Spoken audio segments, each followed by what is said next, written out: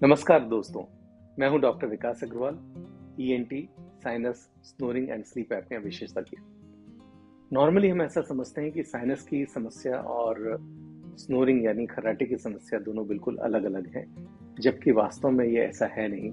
इन दोनों में आपस में काफ़ी गहरा संबंध है, क्योंकि साइनस के कारण इंसान की नाक ब्लॉक होती है, जिसके कारण रात को उसकी नींद डिस्टर्ब होती है। उसे बार बार खर्राटे आते हैं, नींद अटक जाती है, सांस अटक जाती है, जिसे हम स्लीप एपनिया कहते हैं। और इसलिए ये समझना इम्पोर्टेंट है कि साइनस और स्नोरिंग या खर्राटे की समस्या में क्या संबंध है। तो इन स्लाइड्स में आपको आपके साइनसेस के बारे में बताया गया है। इंसान के शरीर में 4 प्रकार के साइनसेस होते हैं: फ्रंटल, मैक्सिलरी, एथमोइड्स और स्फेनॉइड। और ये इनके थ्रू जब हवा पास करती है और गले में जाती है, अगर साइनस में इन्फ्लेमेशन या सूजन के कारण नाक ब्लॉक हो जाती है तो इंसान की सांस लेने की क्षमता बाधित हो जाती है और इसके कारण रात को बार बार सांस अटकती है, जिसके कारण उसकी नींद डिस्टर्ब होती है और वो बराबर सो नहीं पाता, चिड़चिड़ापन महसूस करता है सुबह उठने के बाद, और उसे दिन भर नींद जैसा महसूस होते रहता है। इवन गाड़ी चलाते समय या कुछ भी काम करते समय वो ऐसा महसूस करता है कि उसे नींद आ रही है और उसका पूरा जीवन अस्त व्यस्त हो जाता है। तो आइए आज हम बात करते हैं बच्चों में हाइपर एक्टिविटी की। आपने देखा होगा कि काफी बच्चे काफी एक्टिव होते हैं और एक्टिव होना अच्छी बात है, लेकिन कुछ बच्चे इतने ज्यादा एक्टिव होते हैं कि वो किसी एक चीज पर ध्यान नहीं देते। उनकी पढ़ाई लिखाई में उनका विशेष ध्यान नहीं होता, उनके ग्रेड्स खराब आ रहे होते हुए घर पे आपको किसी काम पे एक जगह 5 मिनट के लिए बैठ नहीं सकते।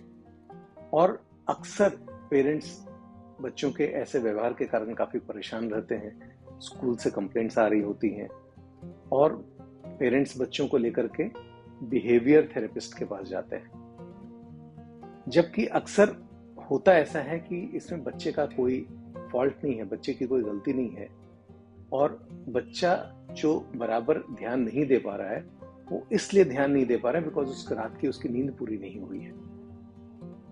ये बड़ी कॉमन सी प्रॉब्लम है, क्योंकि अपने देश में सर्दी खांसी होना तो बच्चे को आम बात समझी जाती है, लेकिन ऐसे बच्चे जो अक्सर सर्दी खांसी से सफर कर रहे हैं और रात को बराबर सो नहीं पा रहे हैं, वो बिस्तर पे इधर से उधर घूम रहे हैं और हमेशा उनकी नाक बंद रहती है, उनकी नींद डिस्टर्ब होती है रात को। और कॉमनली ऐसा होता है टॉन्सिल और एडिनॉइड्स के बढ़े होने के कारण। तो टॉन्सिल्स क्या होते हैं आप सबको पता है, टॉन्सिल्स गले के अंदर जो ग्लैंड है उसे कहते हैं, लेकिन वैसी ही ग्लैंड नाक के पीछे होती है जिसे हम एडिनॉइड्स कहते हैं। और ये टॉन्सिल एडिनॉइड्स के बढ़े होने के कारण बच्चे की सांस हमेशा रुकती है, जिसके कारण बच्चा बराबर से सो नहीं पाता और उसकी नींद डिस्टर्ब होने के कारण दिन में उसका बिहेवियर हाइपर एक्टिव हो जाता है।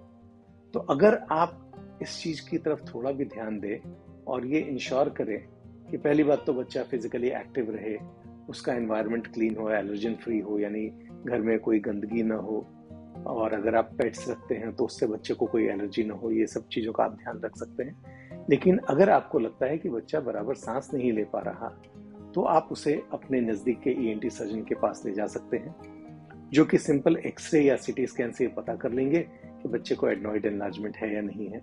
टॉन्सिल वो देख करके ही बता सकते हैं कि टॉन्सिल बढ़ा है कि नहीं बढ़ा है। और सिंपल नाक के स्प्रे से और दवाइयों से ज़्यादातर ये प्रॉब्लम कंट्रोल में आ जाती है। अगर प्रॉब्लम बहुत ज़्यादा है, टॉन्सिल एडनॉइड्स काफ़ी ज़्यादा बड़े हैं, तो भी कोई घबराने की बात नहीं है, क्योंकि आज के समय में मॉडर्न प्लाज्मा टेक्निक या जिसको हम प्लाज्मा तकनीक कहते हैं, इससे बिना दर्द के और बिना एक बूंद खून के, यानी ब्लडलेस और पेनलेस तरीके से टॉन्सिल एडनॉइड्स को ठीक किया जा सकता है और सुबह करके शाम को बच्चा घर भी जा सकता है। तो आप ये ध्यान दें कि अगर आपके बच्चे को इस तरह की कोई प्रॉब्लम है कि उससे बार बार सर्दी खांसी हो रही है, कान का इन्फेक्शन हो रहा है, उससे हाइपर एक्टिविटी जैसी कोई प्रॉब्लम हो रही है, तो कहीं आप उसके टॉन्सिल एडनॉइड्स को इग्नोर तो नहीं कर रहे। धन्यवाद।